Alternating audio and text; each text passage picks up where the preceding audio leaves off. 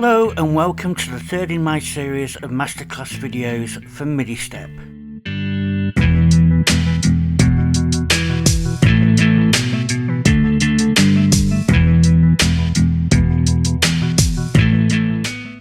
And in today's video we're going to be focusing mainly on pattern switching and pattern sequencing. But we're also going to be discussing a few things that have appeared in the latest version 1.02.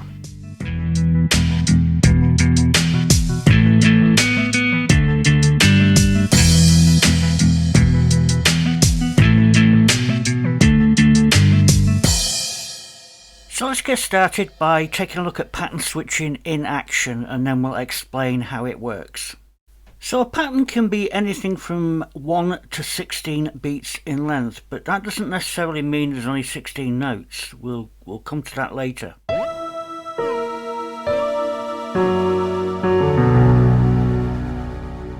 Now this is the pattern sequencer, and as you can see we have 16 patterns and 2 of those are used. This pattern is set to cycle 2 times, and when it completes its second cycle it's going to move on to the next pattern, which as you can see here is pattern 2.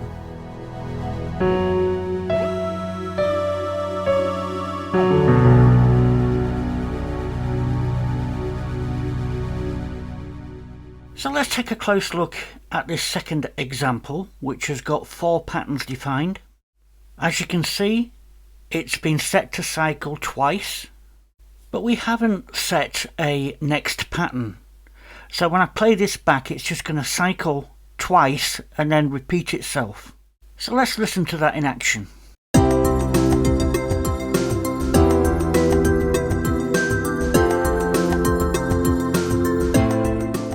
So here you can see that the repeat count is set to 2. And if you watch the little repeat counter at the top left there, you'll see it's cycling. And as you can see here, the next pattern is set to none.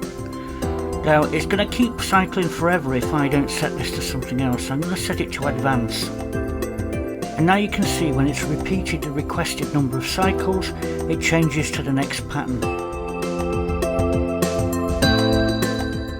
Now all of these patterns are set to advance, so when it hits the last pattern, it will cycle back to the first once it's successfully done its cycle count.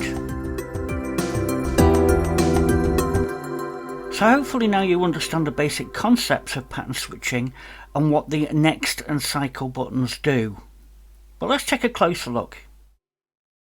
Now if the host sequencer, in this case AUM, is stopped, I'm free just to click on any pattern that I want to work on. But obviously it can be quite frustrating if you're playing back the host and it's constantly pattern switching on you. So to get around that, we have a pause button at the top of the display here. And if we select a pattern, any pattern, and hit the pause button and then start playback, you'll see that it will actually cycle that particular pattern and will not do any pattern switching.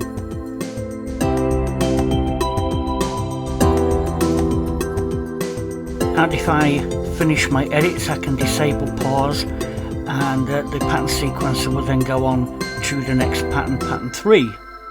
Now I'm sure everyone noticed each one of those patterns had a different pattern length, and if I click between them you can see that here. But probably what you didn't notice is that the first pattern was playing 8 notes, and the second and third and fourth were playing quarter notes. Now the other thing that you might not have noticed is that if I have a pattern selected, say pattern 3, and I put pause on, whenever I press the host rewind button, you'll see it goes back to the beginning of the paused pattern.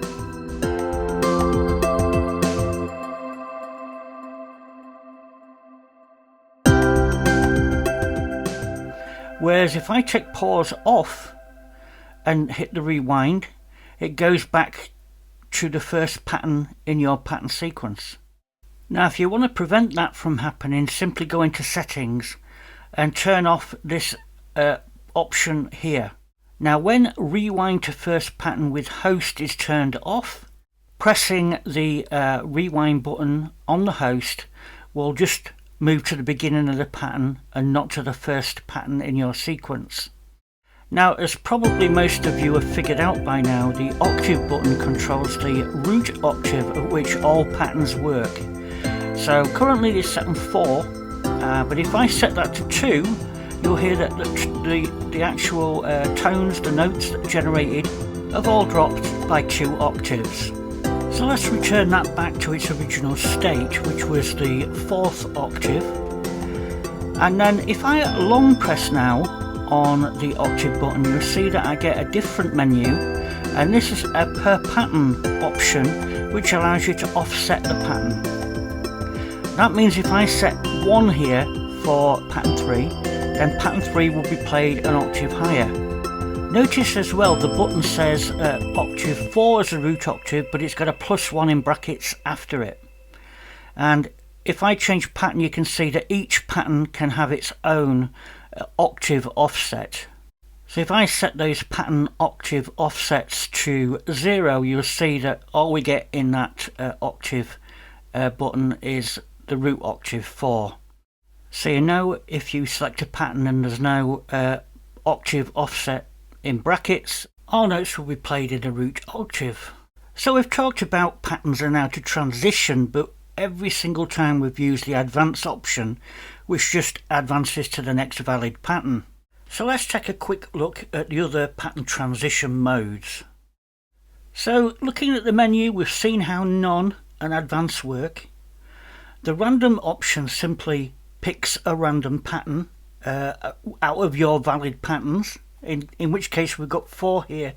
So if we pick random, it will randomize one of the valid 4 patterns. The pattern 1 to 16 for direct access to the pattern, so if I pick one of them, it will jump directly to that pattern. And the option at the bottom, stop, is a very clever one, and I need to explain that in more detail. So let's take a look at another example where we jump in directly to patterns and using the pattern stop.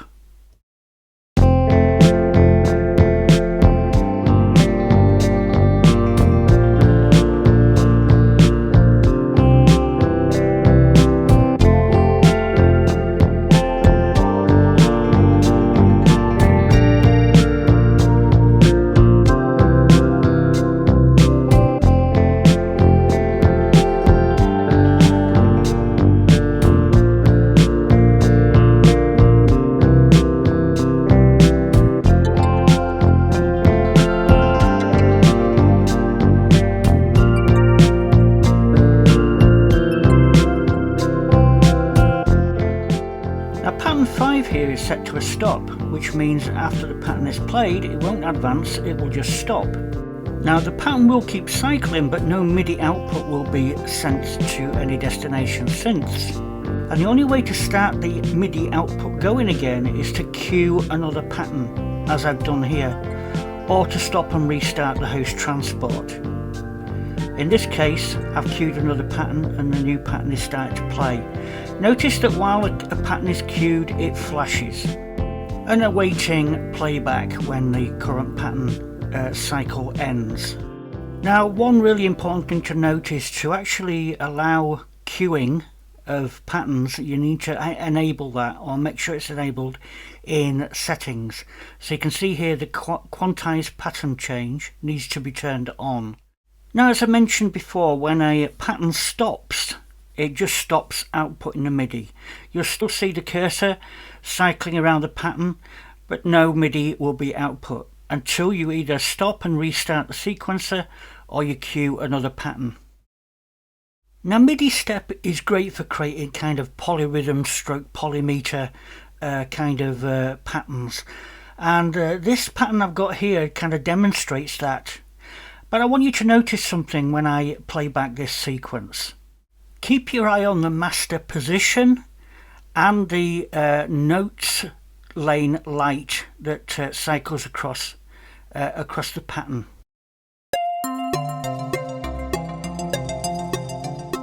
Now I want you to notice whenever the pattern light hits the end of the pattern, in other words beat 16, it resets the position of the notes lane.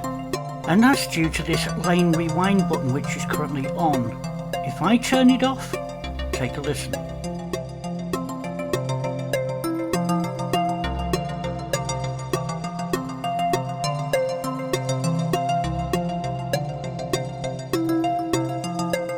So with it turned off, it's just a meandering pattern, and when we turn it back on again, you hear a recognisable repeat on the pattern. Now if you want a meandering, never repeating pattern, turn it off. If you want something a little bit more musical, turn it on. So each lane has its own rewind button, and it's down to you to set them as you see fit. Now it's important to note that for this next example I've got queued patterns turned off in the settings. And what I'm going to do, I'm going to copy that first pattern to the second pattern position. To do that, select pattern 1, hit the copy button, and then select pattern 2. And now I've got a perfect copy of that pattern 1 in pattern 2. If I flick between them, you can see there's no difference. Now if I start playback of the host sequencer and flick between patterns, you're going to notice something. You can hardly tell that I'm even switching patterns. The cursors keep going, the master cursor lane keeps progressing as it would normally, and the note slide cursor keeps going as normal. Now if I change this cursor rewind here for both of the patterns to rewind, and watch what happens now when I change pattern. You'll see that the pattern cursor immediately rewinds, and so does the lane cursor because the rewind button is turned on. Queued patterns is turned off in settings, so just be aware of that. Now I'm going to turn the lane rewind off for the notes lane, and when I play this sequence back, I want you to notice how out of sync the cursors get. So the master cursor is way out of sync to the notes cursor. But if I press this rewind all button at the left of the display here, it will rewind all the sequences including the master lane.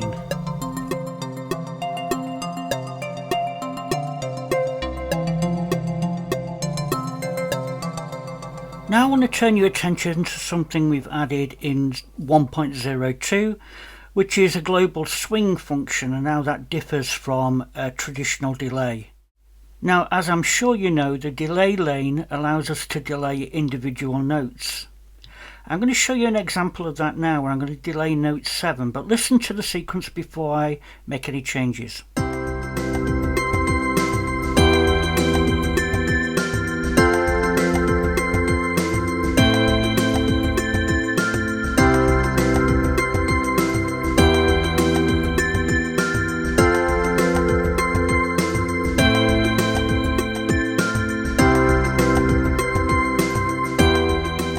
So I hope you could hear there, note 7 was delayed by 50% of a beat, which is similar to how swing works. But if we long press on the note length button now, we can set a global swing here.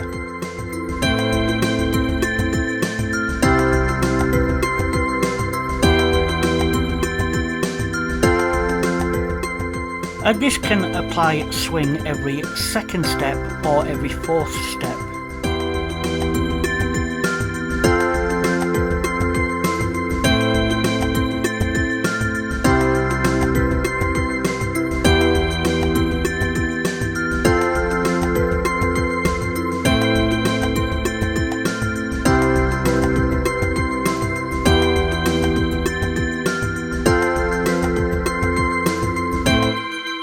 Now it's important to note, if you delay a particular note, then that note takes priority over the swing, the global swing, allowing individual notes to bypass the swing setting.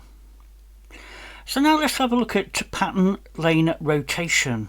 Now this is very useful when you're randomizing individual pattern lanes and you find a sequence that's nice but it's not quite in the right place. So imagine that I'd randomed a sequence and I quite like what I hear, but I wanted to rotate it. Simply long press on this random jump button and the rotation dialog will appear. Now you've got two arrows, one left, one right, which allow you to rotate the whole sequence. Now with notes, we could set a random column and set a few on and off, and you'll see that everything moves along with the notes. This is true of all the columns, but with the notes column, everything, the step options and the chords also move, so you can rotate absolutely everything using this. Now another useful feature we've added is the ability to copy one instance of MidiStep to another if you've got multiple instances loaded. So here we have two instances of MidiStep loaded into AUM. The top instance has a number of patterns, and I want to copy those into the freshly opened instance at the bottom. So simply go to the File menu, find the option called Copy Instance, and when you pick that, you'll see a little dialog pop up with a number of instances that it can find. In my case, there's only one instance, and when I pick that, all the patterns are copied. This will be useful in situations where you've got a pattern, a kind of a melody, and you want to say add a bass line. It's easier to copy the pattern and then generate a bass line based on that pattern than it is to start from scratch. Now I want to talk about a couple of useful editing techniques which you can use. The first of which is the ability to set all the faders to a specific value. Now you may have stumbled on this, but if you want to set a fader or all faders to the same value, you simply position a fader and then double tap on that fader. Now if you've got an external keyboard connected, there's a nice little shortcut. If you hold the left shift and drag a fader up and down, it drags all faders to that position. But if you hold the right shift, it will adjust all the faders from the current position onwards. Great if you're wanting to add tied notes. Now whenever you see a chevron or a little triangle in the upper left corner of a button, as with the erase button, it means there's a long press associated with it. Now as you can see here, I've got some notes here are disabled, and notice now that they're greyed out, they're not disabled, they're not removed completely. Now when I hit the erase button, what it's going to do is erase all notes as well as the on, off, tie and random status. Now if I just disable a few of them and add a tie and show you, if I long press on the erase button, instead of erasing all those off and ties, it's just going to reset the notes themselves. Now if you see a button with a chevron in the upper left corner, it's worth just trying it and see what it does. One you may not have stumbled on is that if we hit the delete button here and erase these notes and ties, and we do that by accident, we can always press the undo button down here and get back what we had. And if you long press on the undo, it does a redo instead of an undo. So that just about covers the pattern sequencer. We'll probably be covering this more in later videos, but for now I'm going to play out with something by Greg Riker, and this is using the new chord articulation features. Don't forget to subscribe to the channel, thumb up the video, and I'll see you next time.